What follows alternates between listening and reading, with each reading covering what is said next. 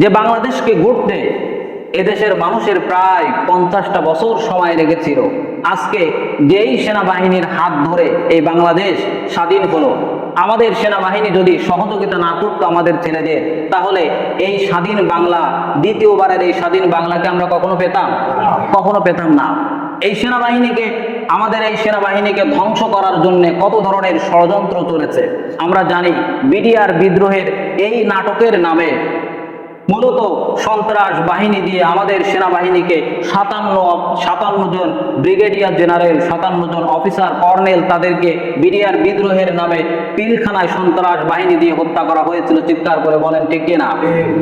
50 বছর যে বাংলাদেশ তাদের হাট সেনাবাহিনী গুছিয়েছিল, এই সেনাবাহিনী ধ্বংস করার মধ্য দিয়ে ভারতীয় ষড়যন্ত্রে গোটা বাংলাদেশকে ধ্বংস করা হয়েছিল। চিৎকার করে বলেন ঠিক কিনা?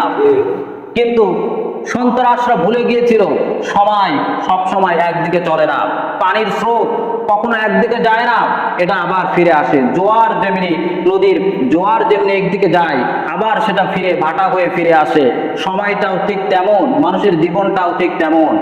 মানুষ যখন মানুষের সময় একটা সুন্দর দিকে যায়, তখন কিন্তু মানুষকে এ চিন্তাও করতে হয় যে চিরদিন আমার ভালো সময় থাকবে না, একদিন সময় আসবে আমার এই অবস্থান থাকবে না।